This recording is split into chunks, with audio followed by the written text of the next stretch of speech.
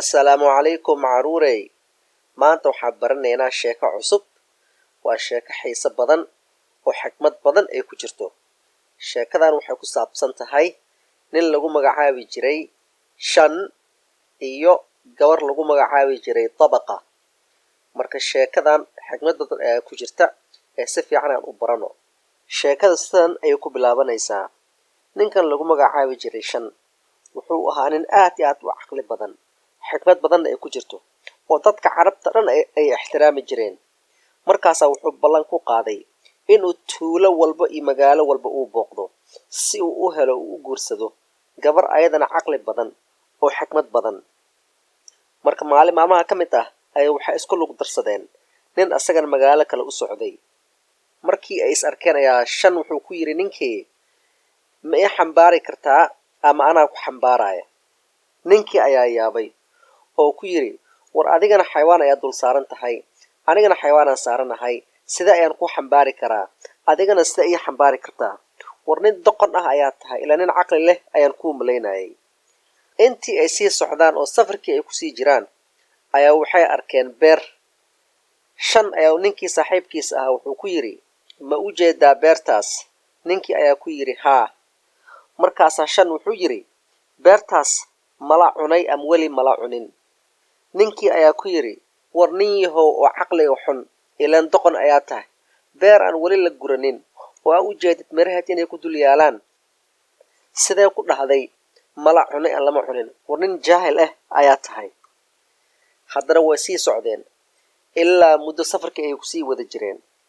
Markii dambe ayaa waxay soo mareen meel qubuuro ah oo janaaso la rabay in lagu dugto oo meesha lagu aaso.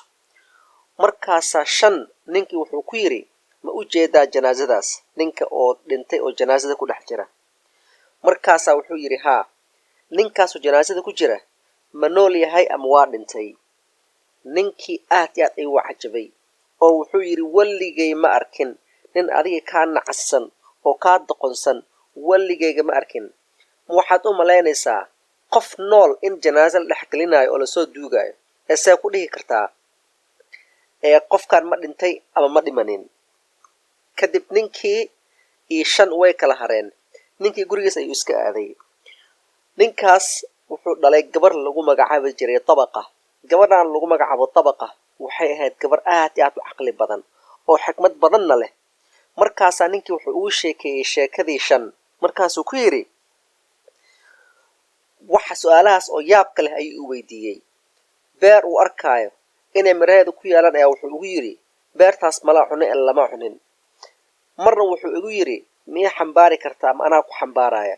Marna wuxuu igu yiri, qof meed ah oo dhintay oo qabriga lagu aasiraw ayaa wuxuu i weydiiyey, ninkaas ma nool yahay ama ma noolo? Gabadhii ayaa sheekadii fahamtay. Markaasaa waxay ku tiri, aabow aan kuu sheego, ninkaas waa nin caqli badan ee hadalkiisa wuxuu ahaa hadal sarbeeb ah oo macno fog uu ku jiro.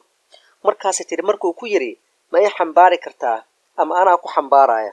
Wuxuu ka waday, adiga maa noo sheekaynaya ama anaa noo sheekaynaya, si waqtiga noogu soo gaabto. Sababtoo ah markii labada qof ay sheekaysanayaan, safarkood ma dareemayaan inuu ku fogaaday in kale, mana dareemayaan caajis.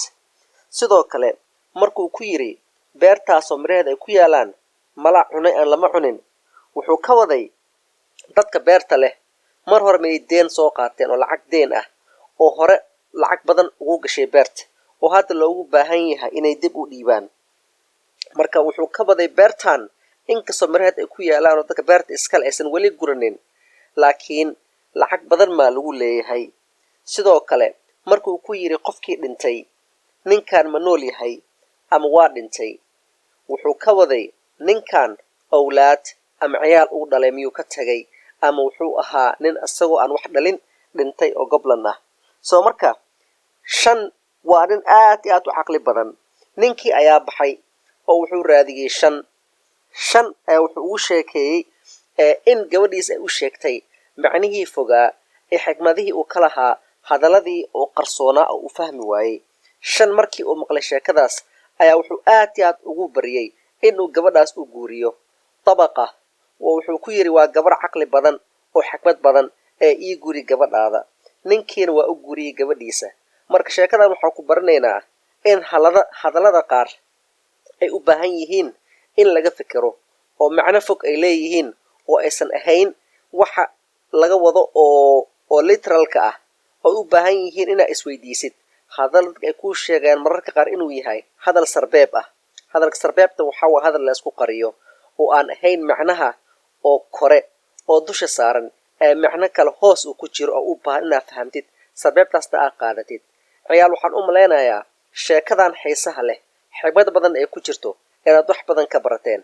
ilaa sheekada kale aan ku kulmi doono waxaa idinkaga tegayaa wassalaamu calaykum waraxmatullaahi wabarakaatu.